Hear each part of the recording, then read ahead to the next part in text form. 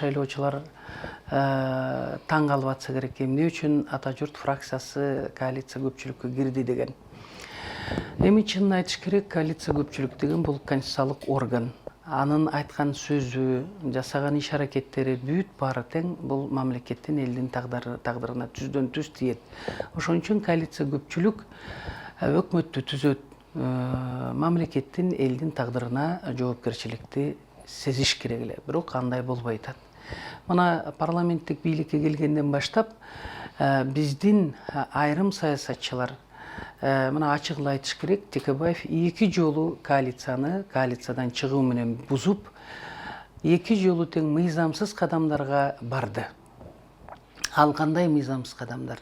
Мисалы үчүн, биздин Конституцияда, баш мыйзамыбызда өкмөт боюнча беренелеринде өкмөттүн башчысы сөзсүз түрдө отчет бериш керек жыл сайын. Мына ушул отчетун укпай туруп, эч качан биздин премьер-министрлер кызматынан кетпеш керек болчу. Текебаев өзүнүн максатына жетпесе, мына ушундай коалициядан чыгып, өзүнүн фирмасындай каалагандай калчап атат да, мына ошонусу өкүнүчтүү болуп атат. Аны кой деген кожосу жок, ай деген ажоосу жок, каалаганын жасап атат. Мына ушул өкүнүчтүүсү. Эми Ата журт фракциясына официалдуу түрдө чакыруу келген коалиция көпчүлүккө кирүүгө. Жогорку кеңеште мейли фракция болобу, комитет болобу, жыйын залында болобу, көпчүлүк добуш менен маселе чечилет. Мына ушул көпчүлүк Ата журттун депутаттары коалицияга кирүүнү көздөдү. Мен жалгыз коалицияга кирбөөнү чечтим. Ага бир гана себеп. Мына өзүңөр билесиңер, урматтуу шайлоочулар, Ош Жалал-Абад окуясында негизги сепаратист Кадыржан Батыров Өмүрбек Текебаевди күнөөлөп атат түздөн түз. Ошол күнөөлүү деп. Экинчиси генерал Зарылбек Рысталиев күнөөлөп атат. Ал мародерлукка түздөн түз катышы бар деп. Мына ошондуктан ошол нерсе эки катуу, бул аянычтуу трагедия, элдин ушул жүрөгүндө түбөлүккө калып кала турган эки мына ушул нерсеге байланыштуу. Эгерде Атамекен кирсе фракциясы, Текебаев кирсе коалиция көпчүлүккө, мен кирбейм деп, мен коалиция кирүүдөн баш тарттым. Себеби мародерство коррупциядан дагы өтө жаман нерсе.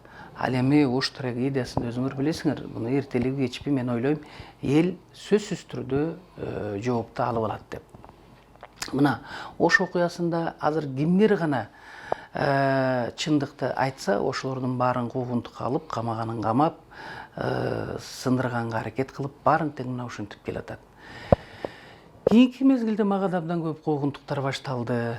Мен ачыгын эле айтып коеюн, даже көптөгөн кишилерди чакырып алып, жалган маалыматтарды бергиле деп айтып атыптыр. Курулушчуларды дагы чакырып алып айтып атышыптыр күч органдары.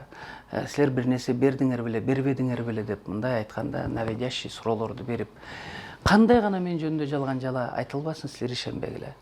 Мен июнь окуясында жабыр тарткан, апрель окуясында жабыр тарткан ар бир ата энени түшүнөм, ар бир эненин көз жашын түшүнөм. Мен ошон үчүн ушундай бир чоң жоопкерчиликти сезип, ушул коалиция көпчүлүккө кирген жокмун. Ушуну менен мен өзүмдүн айберимди саткан жокмун деп эсептейм. Ал эми Ата журт фракциясы эгерде ушул кирүүгө макулдугу бергени менен эле бул чечилип калбайт. Ошол коалициядагы фракциялар кабыл алабы, кабыл албайбы? Ал маселе жакын арада билинет. Эгерде алар кирип иштеп калса, аларды дагы катуу сынга албаңыздар. Себеби мамлекеттин маселесин чечүү, мамлекетти сактап калууда Ата журт фракциясынын абдан күчтүү, мындай айтканда тажрыйбасы мол чыгаан кыз жигиттер бар. Балким ушул мамлекеттүүлүктү бекемдөөдө өз салымыбызды кошсобуз деп атат. Мен калыс киши катары кала берем, коалиция көпчүлүктө да жокмун, оппозицияда да жокмун. Мен калыс депутат болуп, мамлекет эл үчүн, сиздер үчүн кызмат өтө берем. Бүгүнкү күндө бул коалициянын бузулушу, өкмөттүн убактылуу үйөө болуп иштеп атышы бул мыйзам ченемдүү эле көрүнүш негизинен. Ал эми мыйзам чегинде, ушу конституциянын негизинде президент бир фракция бериш керек. ал президенттин өзүнүн укугу. Эми өзүнүн партиясына берген дагы өз берилсин деген жерде эч кандай нерсе жок, бирок алар негизинен бүгүнкү күндө коалицияга киребиз деген 3 фракция костяк болуучулар түзгөн турат. Ата журттагы киребиз деген билдирүүсүн кечээ билдиришти. Республикадагы бүгүн эртең билдирет болуш керек. Бирок ошол эле мезгилде ошо республика фракциянын ичинде биз өзүбүздүн көз карашыбызды мен айттым. Биз республика фракциясы кошулган кезде дагы коалиция көпчүлүккө биз кошулбайбыз деп. Биздин тобубуз 5 кишибиз. Фракциянын ичинде негизинен кошулбагыбыздын себеби биз келечекте жаңы партия менен жаңы шайлоого барганы турабыз, бир бол партиясы менен. Ошондуктан республика эртең жоопкерчиликти, мамлекетте жоопкерчиликти өздөрүнө алган болсо, биз ал жоопкерчиликти мойнубузга ала албайбыз деген максатта бүгүнкү күндө биз коалицияга кошулбайбыз. Биз оппозицияда эле өзүбүздүн үнүбүздү элге жеткизип, бийликке жеткизип турайлы деген ойдо чечтик.